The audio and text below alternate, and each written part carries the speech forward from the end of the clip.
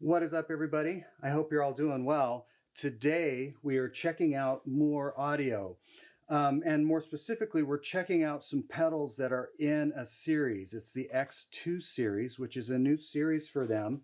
Now, in full disclosure, I don't really have any experience with MOOER at all, so when they reached out to me to check out some pedals and possibly demo them, when I received them, I liked them, but I was torn as to how to demo them.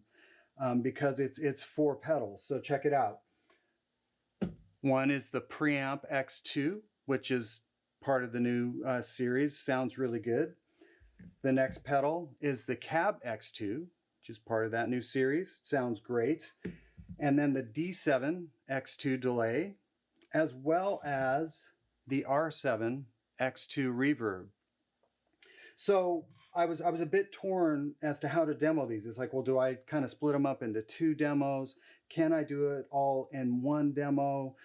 Just from my perspective, the first question I asked myself, especially with the Preamp Model X and the Cab X, was how discoverable are these? How plug and play are these pedals without needing to use an editor? Now, I don't have any problem with using editors whatsoever.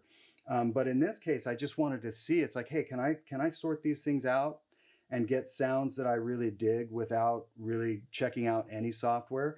And it turns out I could. And then the more I thought about it, I thought, you know what, instead of going way in depth on every single one of these pedals, how about I just do a performance and I pick some of my favorite settings that I use with all 4 pedals and basically just point out, you know, which amps I used, which cabinets did I use, which delay settings, what reverbs did I use for each sound in the performance. And, you know, the other thing I did too is obviously you can run all of this in stereo, which is great. But in my case, I wanted to record the whole performance in mono so that I could have left and right panned guitars with maybe a different cab or a different amp, you know, so you guys could really hear all the sounds within the track. Obviously, there's, you know, delay settings and verb settings that would, you know, sound bigger if you're just playing by yourself panned stereo. But when you're layering tracks, sometimes that's kind of difficult to get everything to sound right without processing or changing things. And of course, I'm not going to do that in the demo. So let's just get right into it. I will say that I ran everything in series. So the preamp into the Cab X, into the delay, into the reverb, straight into my Quartet interface for everything. There is no pre or post processing, zero compression.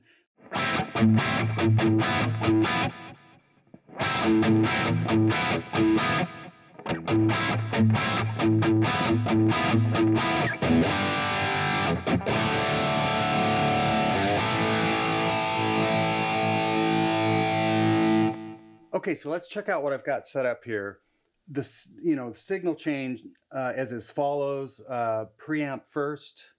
Obviously, I'm not using any of the cab sims in the preamp. The cab X2 is next in the chain. Now, I could have possibly put maybe delay before this thing, or maybe delay before the cab X.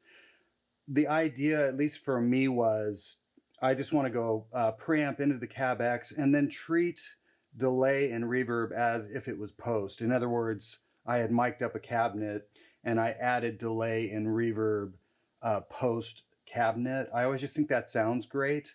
Like I said, I could have run delay first, but then that would cause problems on my overdriven sounds. I could have done the delay before, the cab X2, which would have, been a little bit more typical of how it would sound, through the cabinet. But I went with this signal flow, Model X2 preamp into the cab X2, then delay, then reverb. So I've got the first sound up, and it's based on the EVH, and I've got notes here so I don't mess it up, but the EVH, or I should say EV5050 is what they're calling it. I just settled on that like right away. I kind of stumbled across it, and that's how the whole just opening riff ended up happening. I just thought it felt really good, and it just sounded so big kind of right out of the chute. It was super easy to dial, so I stored it that way. Now the cab that I'm using is actually what I didn't realize I was using it because I was just scrolling through and finding something that would work, but it's cab number 7, which is the basically like a recto cabinet, 4x12 cabinet. So that's what I used for basically what would be happening on the left side of the mix.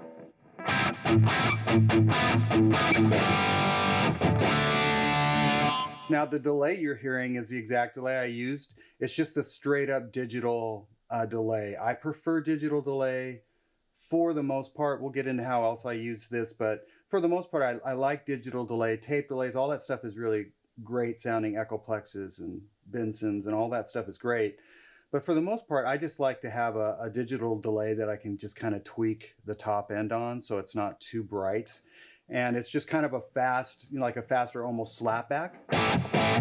So that's the delay that I use pretty much for the whole song. I'll, point out what I did differently as we go along. Now, on the right side, I used a different amp. I stumbled across this one as well. But I ended up using the Plexi 100. I thought that sounded really, really good, and it was just different enough. Less gain.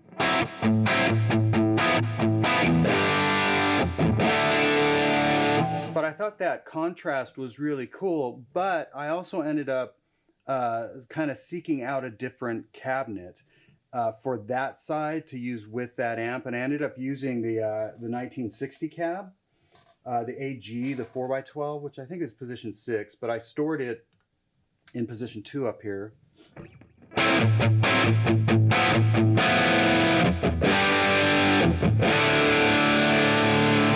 I just thought that was a really nice, just kind of contrast. I could have easily stuck with the, I think the same cab for both sides, but it's kind of to each his own. But I wanted, a fairly stark contrast between the two sides if I wasn't going to, switch guitars, and I didn't. Okay, so if we stay on the same cab, so on right side, that's the basically the Marshall, and then left side is the EV5050. So I thought those sounded great. Now for the solo tones, I ended up using something I wouldn't normally use, and it's actually, I wasn't even sure what it was. I just kind of ran across it, and it's called the Mr. Smith. But I honestly, I didn't know that that's what it was. But I ended up on the channel B side of this preamp because, you know, there's a channel A and channel B. In general, the A channel is going to be cleaner, the B channel is going to be overdriven. So this is basically, I think it's modeled after like a PRS, I think the Archon or something like that. But I didn't really know it. All I knew was that I really liked the solo sound I was getting.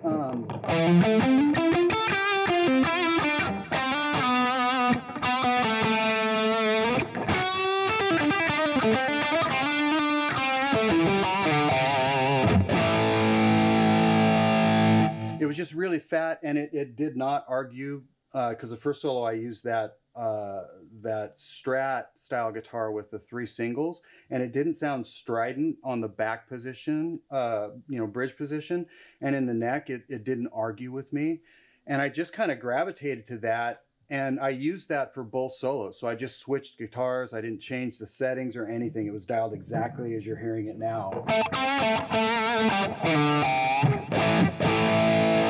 The only thing I changed was the delay, and all I did actually was just turn the mix up a little bit, and I did a slightly kind of slower delay.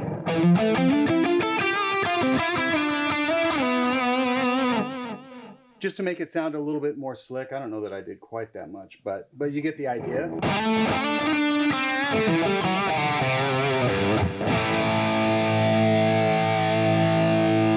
So those are the 3, you know, amp models that I used. You've heard 2 of the cabinets. You've heard how I used the delay. Let's go to the clean thing that I did. Where did I save that one? I think that's the, I think it's 6. Yeah, the Carol. Now, as far as I can tell, the Carol is kind of a 2 notes thing. But I found that, and I used the A channel. I found that for my clean thing that I did in the middle of the song.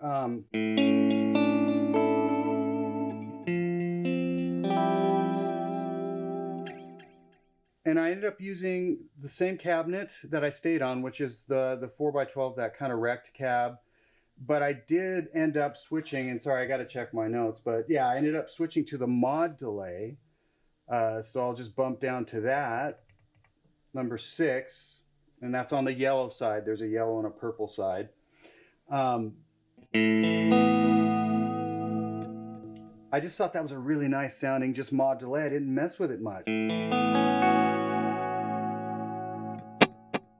And I didn't have a ton of delay on there. I really wanted the mod part of it more than the delay.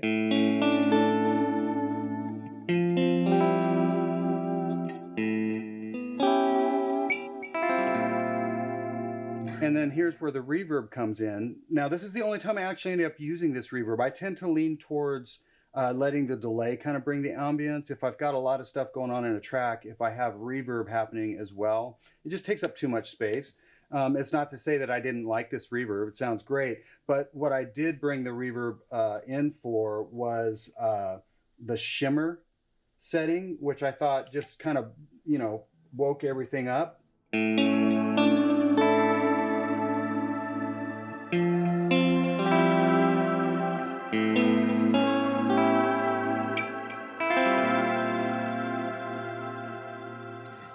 And you know, I do like you know, I do like this reverb. I thought the plate sounded really good on it, and I think that's probably 5 on the yellow.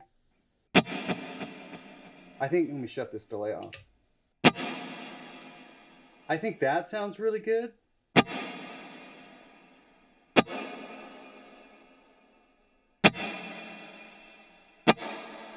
About right there, maybe add a little bit of pre-delay.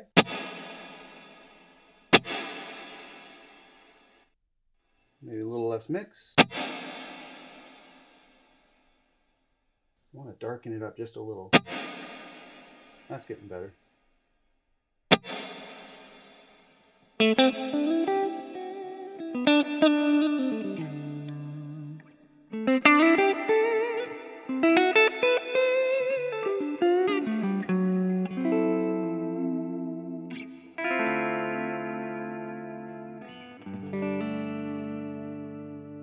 So, you know, it's like, this isn't a deep dive into, you know, I really just wanted to show you guys more along the lines of, hey, this is how I arrived at all these sounds. This is how I used these 4 pedals straight into my interface. And I thought it sounded pretty remarkable. This stuff was really easy to dial. It was intuitive. So, as always, I really appreciate you guys watching my videos. I hope you enjoyed this just kind of quick run through of the MOOER audio stuff. If you've got any questions, please ask below, and certainly go to the website to get all of the technical data across the board on these pedals. And yeah, as always, thanks so much again, and we'll see you next time.